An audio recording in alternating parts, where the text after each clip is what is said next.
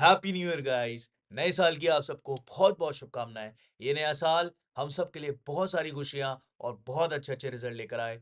मेरा नाम है कबीर, स्वागत है आपका मेरे चैनल पे द चीफ एनालिस्ट। आज मैं पिछले जो मैंने सीरीज डाली क्रैकिंग कॉर्पोरेट उसके कंटिन्यूएशन में ही ये वीडियो मैं डाल रहा हूँ, जो कि ज़्यादा टाइम ना लेते हुए मैं चलता हूँ अपने टॉपिक पे, जिसका नाम है इंटरव्यू हाउ टू क्रैक, यानी कि कोई भी इंटरव्यू कैसे निकाले। तो पिछला जो मैंने सीरीज डाली थी क्रैकिंग कॉर्पोरेट 3 पार्ट्स में डाली थी, उसी के कंटिन्यूएशन में है कि अब आपने देख लिया, आपने समझ लिया वो 3 वीडियो। अगर आपने नहीं देखी तो आप प्लीज़ चैनल पे जाके देख लो। जो भी लोग कॉर्पोरेट में जॉब देख रहे हैं उनके लिए तो वो सीरीज बहुत मस्ट है ही, लेकिन ये जो वीडियो है इंटरव्यू, इंटरव्यू एक ऐसी चीज़ है, आपने सुना होगा कि मैं यूपीएससी की मैंने प्रीलिम्स और मेंस निकाला लेकिन मैं इंटरव्यू नहीं क्रैक कर पाया, या मैंने एसएसबी में मैं स्क्रीनिंग में आउट हो गया, सीडीएस एनडीए निकाल लिया बट मैं आर्मी के या डिफेंस के मैं एसएसबी में बाहर हो गया या बाहर हो गई। इंटरव्यू एक ऐसी चीज़ है जो कि आपके किसी भी चीज़ के थियोरेटिकल जो आप पढ़ते हो उससे अलग होता है। यहाँ पे आपका साइकोलॉजिकल असेसमेंट होता है और आपका फिटमेंट देखा जाता है। तो इंटरव्यू एक ऐसी चीज़ है कि बहुत सारे लोग जो कि मेंस और प्रीलिम्स भी निकाल लेते हैं बट वो इंटरव्यू नहीं निकाल पाते हैं, और दो दो तीन तीन अटेम्प्ट में भी उनका इंटरव्यू नहीं हो पाता है। सेम चीज़ कॉर्पोरेट में भी होती है कि बहुत सारे ऐसे लोग हैं जो जिनका टेक्निकल बहुत स्ट्रांग होता है, जिनको अपने सब्जेक्ट पे बहुत अच्छी कमांड होती है, लेकिन वो इंटरव्यू में जाके कुछ ना कुछ मेजर मैसअप कर देते हैं जिसकी वजह से वो सिलेक्ट नहीं हो पाते। तो ये वीडियो जो है ये ना ही सिर्फ कॉर्पोरेट वालों के लिए है, जो भी मैं यहाँ पे पॉइंट्स डिस्कस करूंगा वो पॉइंट्स अगर आपने समझ लिए तो आप किसी भी तरह का इंटरव्यू निकाल सकते हो। इनिशियली कुछ बातें मैं कॉर्पोरेट स्पेसिफिक बोलूंगा, लेकिन ओवरऑल जो वीडियो में है वो किसी भी तरह का इंटरव्यू होगा। और दूसरी चीज, ये पार्ट 1 और पार्ट 2 में मैं डाल रहा हूँ, उसको 2 पार्ट में डालूंगा। पहला पार्ट यहाँ मैं इसमें सिर्फ मैं पॉइंट्स पे डिस्कस करूंगा, जहाँ पे सिर्फ क्या क्या पॉइंट्स इंटरव्यू को निकालने के लिए हमको या किन किन बातों का ध्यान रखना चाहिए वो। और पार्ट 2 में मैं थोड़ा सा डिस्कशन नोट पे जाऊंगा, जहाँ मैं थोड़ा सा एग्जाम्पल्स के साथ थोड़ा उसमें हम चर्चा करेंगे। बेसिकली तो चर्चा करते तो क्या होता है, कभी कभी वीडियो थोड़ी लंबी हो जाती है कि यार 25 मिनट हो गई, 30 मिनट की हो गई। यहाँ मैं फर्स्ट पार्ट को इतना लंबा नहीं रखना चाहता हूँ, मैं कोशिश करूंगा इसको 10 से 12 मिनट का ही रखने की। तो फटाफट आगे चलते हैं। तो इंटरव्यू कैसे निकाला जाए, सबसे पहले कॉर्पोरेट के सेंस में हम समझ लेते हैं कि best time to apply. Best time to apply क्या है? Q1 Q2, जनवरी से मार्च और या फिर अप्रैल से जून। उसका रीजन, उसका सिंपल सा रीजन है, पहला बजट एलोकेशन और दूसरा अप्रेजल साइकिल। ये दोनों बातें क्यों? उसके पीछे एक सिंपल सी वजह है, एट्रीशन। एट्रीशन क्या होता है? एट्रीशन है कि किसी भी कंपनी में जितने परसेंटेज ऑफ लोग जॉब छोड़ते हैं, कंपनी स्विच करते हैं, वो किसी कंपनी का एट्रीशन होता है। जैसे मान लो आपकी कंपनी में 1000 लोग हैं और 1000 में से इस साल 100 लोगों ने छोड़ दिया, तो आपकी कंपनी का एट्रीशन हुआ 10%। ठीक है। अब हर इंडस्ट्री का अलग अलग एट्रीशन होता है। कुछ इंडस्ट्री में जैसे आईटी में 10 से 12% है, और लाइफ साइंस इंडस्ट्री में शायद थोड़ा ज़्यादा है, तो कुछ इंडस्ट्री में थोड़ा ज़्यादा है, कुछ में कम है। अमूमन तौर पे मैं एक पकड़ के चलूँ तो 10 से 12 एट्रीशन होता ही होता है। मेनली जो एट्रीशन होता है वो अप्रेजल साइकिल पे होता है, जो दूसरा पॉइंट है। क्यों? क्योंकि जब भी किसी कंपनी में जब अप्रेजल साइकिल आती है तो मैक्सिमम लोग जो जॉब छोड़ना चाहते हैं वो अपना अप्रेजल उठा के फिर वहां से वो दूसरी कंपनी में स्विच पकड़ने की कोशिश करते हैं। तो जब एक कंपनी से लोग निकलेंगे तो इस कंपनी में जॉब ओपनिंग आएंगी। ठीक है, तो पहला रीजन। दूसरा रीजन तो ये है, और जो पहला रीजन है बजट एलोकेशन, वो ये है कि हर कंपनी को, खासकर बड़ी कंपनीज में, सालाना बजट असाइन होता है कि भाई अपना मार्केटिंग का बजट इतना रहेगा, अपना रिसर्च में इतना बजट रहेगा। तो सिमिलरली रिक्रूटमेंट के लिए कि अपने को कितना मैन पावर रखना है, उसके लिए भी कंपनीज बजट डिसाइड करती हैं।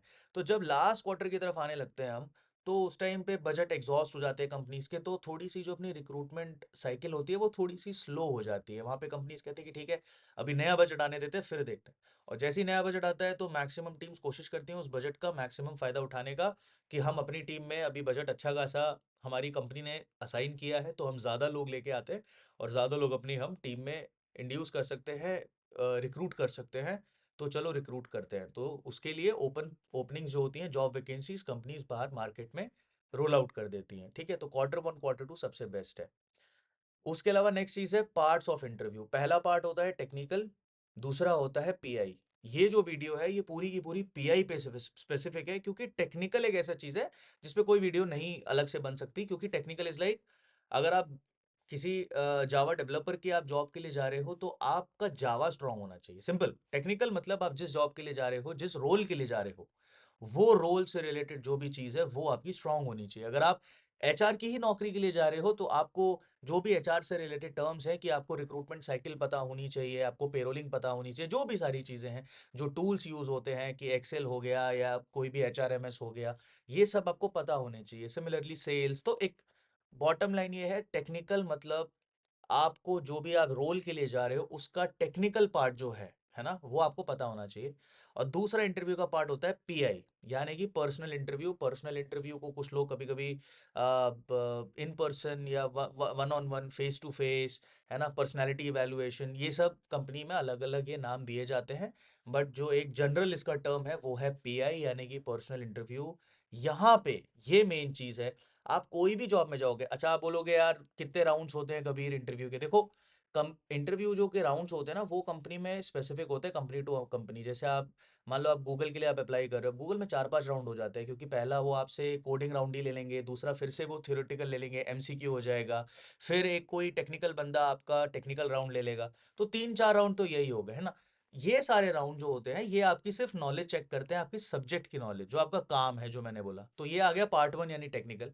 और जो मेजर राउंड होता है जिसमें मोस्टली, जैसे मैंने यूपीएससी का एग्जांपल दिया, तो टेक्निकल मतलब प्रीलिम्स और मेंस। आपने प्रीलिम्स मेंस निकाल लिया, वो आपका टेक्निकल है कि आपने नॉलेज आपको कितनी आपने वहां निकाल ली, थ्योरेटिकल, ठीक है। उसके बाद जब बंदा इंटरव्यू में बैठता है ना, वो है पीआई, वो है सेकंड सेकंड पॉइंट। ये पार्ट ऑफ इंटरव्यू, इंटरव्यू के दो ही पार्ट है, ठीक है। सेकंड पार्ट है ट्रिकी पार्ट, यही आपको समझना है। क्या समझना है अब इसके क्या पार्ट होते हैं सेकंड पार्ट के। सेकंड पार्ट जो होता है पीआई, उसमें सामने वाला जो है वो क्या जज करता है, पैरामीटर्स जज्ड। पहला communication, education qualification, team fitment, stability, trainable resource और बिहेवियरल असेसमेंट। ये 6 पॉइंट पॉज कर लो, स्क्रीनशॉट ले लो, लिख लो, याद कर लो, और याद नहीं तो मेरी वीडियो सेव कर लो। यही 6 पॉइंट है। आप किसी भी जगह जाओ, गवर्नमेंट या प्राइवेट, आपके यही 6 पॉइंट है जो सामने वाला व्यक्ति आपके चेक करेगा, ठीक है। अब आगे चलेंगे, ये 6 पॉइंट कैसे चेक होते हैं, तो मैं आपको कॉर्पोरेट सेंस में बता देता हूँ कि एफएक्यूज यानी कि फ्रीक्वेंटली आस्क्ड क्वेश्चंस क्या क्या होते हैं।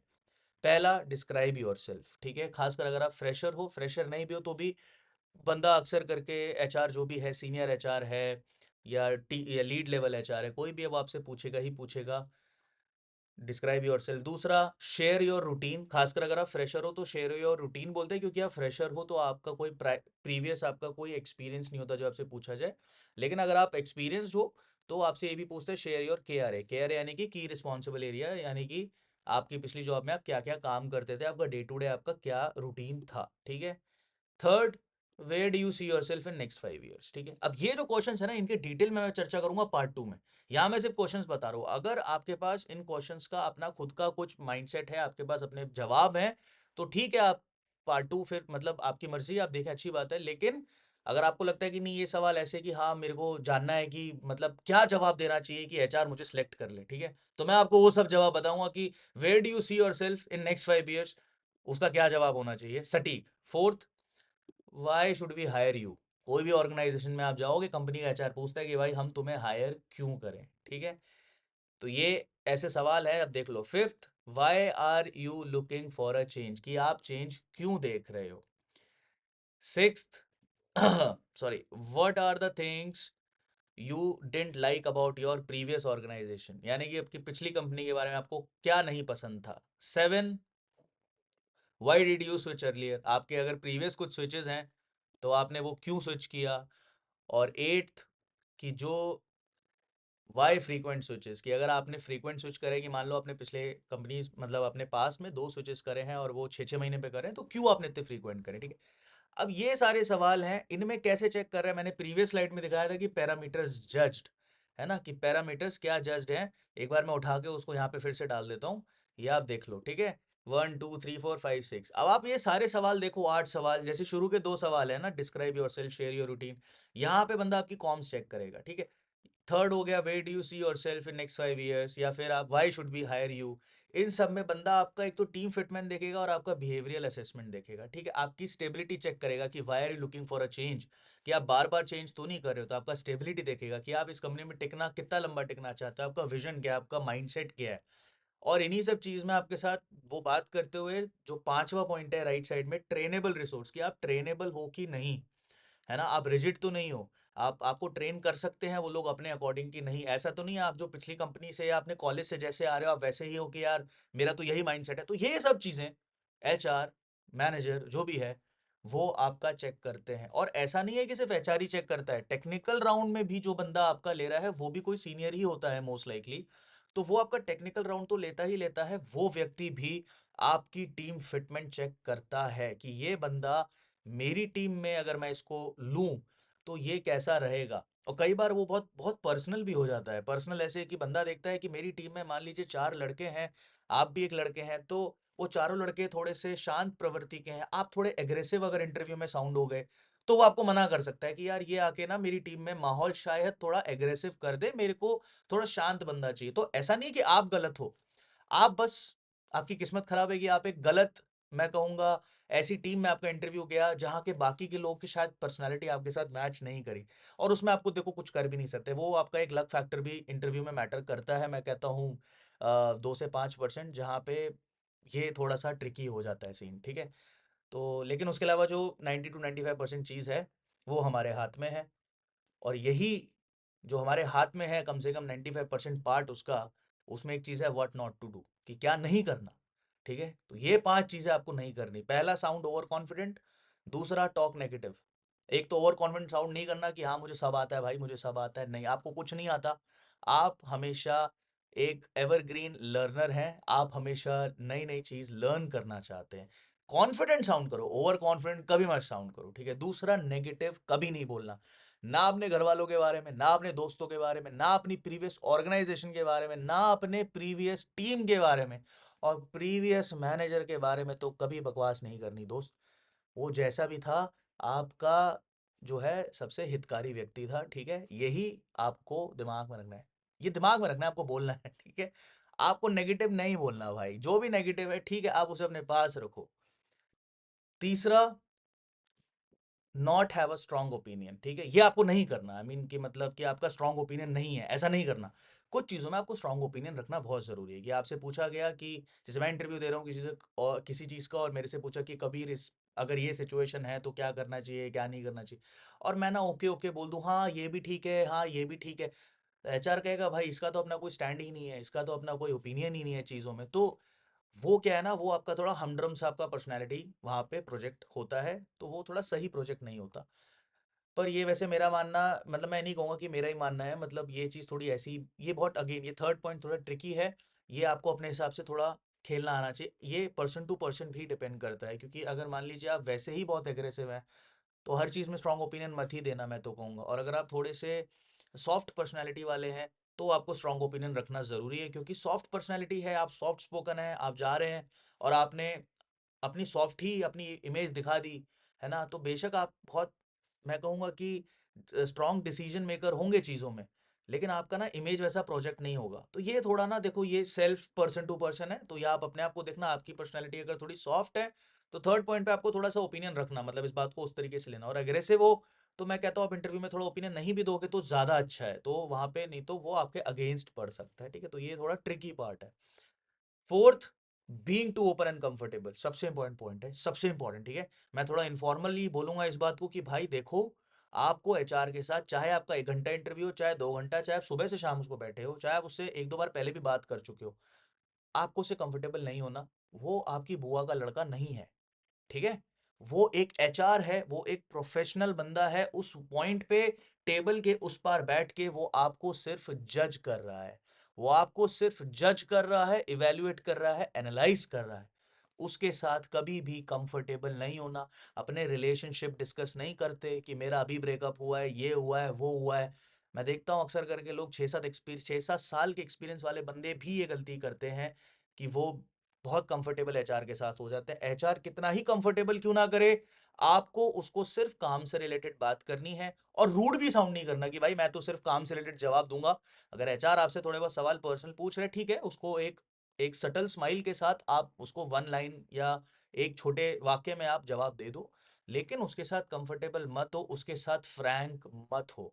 और इसी के साथ पांचवा पॉइंट जो नहीं करना है, वो है कि इनफॉर्मल बॉडी लैंग्वेज, ये आपको नहीं करनी है, ठीक है? जैसे ये हाथ चला के बात करना, पैर शेक करना, ये नहीं करना। ठीक है? उसको सटल बैठना है, आई कांटेक्ट मेंटेन करना है, हाथों को कोशिश करो कि आप ऐसे रखो, अपने सामने रखो, अपने लैप में, अपनी गोदी में ऐसे अपने या टेबल पे रखो, बट मूव मत करो। हैंड मूवमेंट्स ज़्यादा नहीं होना चाहिए, फेशियल एक्सप्रेशंस सटल रहने चाहिए और ज़्यादा आपको रिएक्टिव नहीं होना कि एचआर ने एकदम से कुछ बोला कि अच्छा तो हमारा मैनेजर तो जो है सैटरडे को भी बुला लेता है। तो आपका ऐसा नहीं होना, "हैं! सैटरडे?" नहीं, नहीं और लाइक अच्छा सैटरडे भी ठीक है, कोई बात नहीं। You have to you don't have to go very reactive, एकदम एक्सप्रेसिव नहीं होना आपको। यू हैव टू और ऐसा भी नहीं होना कि डम बन के बैठ जाना है कि अच्छा जो भी बात आ गई हैवी से हैवी बात बोल दी और आप ऐसे ही बैठे हैं बस हाथ रखा और ऐसे ही। तो नर्वस नहीं होना है दोस्त, नर्वस भी नहीं होना, ओवर कॉन्फिडेंट नहीं होना, अंडर कॉन्फिडेंट नहीं होना, ठीक है? फ्रैंक नहीं होना, नर्वस नहीं होना, आपको इसके बीच में खेलना है बस। सबसे इंपॉर्टेंट, मैं वन लाइन में इसको खत्म कर देता हूं, जब इंटरव्यू हो रहा है एचआर आपको जज नहीं कर रहा, आपको एचआर को जज करना है। अगर आप ये कर लोगे अच्छे से, ये पॉइंट्स का ध्यान रखते हुए, आप कोई भी इंटरव्यू निकाल दोगे। सिंपल सी बात है। अब ये हो गया पूरा पॉइंट्स वाला मामला सारा कि ये पॉइंट्स हैं। इसके साथ अब ये पार्ट टू आ गया, अब डाल लो, ये आ गया पार्ट टू, इस पे क्लिक कर दो, पार्ट टू आप देख लो। पार्ट टू थोड़ा चर्चों में, पार्ट टू मज़ेदार है, पार्ट टू बहुत मज़ेदार है क्योंकि उसमें मैंने थोड़े एग्जाम्पल्स और थोड़े डिस्क्रिप्टिव नोट पे मैंने कुछ किस्से भी शेयर करे हैं और साथ में ही मैंने दोनों वीडियो डाली हैं। तो अगर आप पार्ट वन देख रहे हैं, पार्ट टू भी इसका मतलब चैनल पे आ चुका है, आप देख डालो यार। और अगर यहाँ तक टिके हुए हो तो सब्सक्राइब भी कर देना दोस्त। अगर आप चैनल पे नए हो, सब्सक्राइब करो, शेयर करो और खासकर ये लोग जो भी कॉर्पोरेट में हैं या आना चाहते हैं उनको भेज दो यार, ठीक है? मिलता हूँ आपको अगली वीडियो में। Thank you so much guys, और नया साल अच्छे से स्टार्ट करो।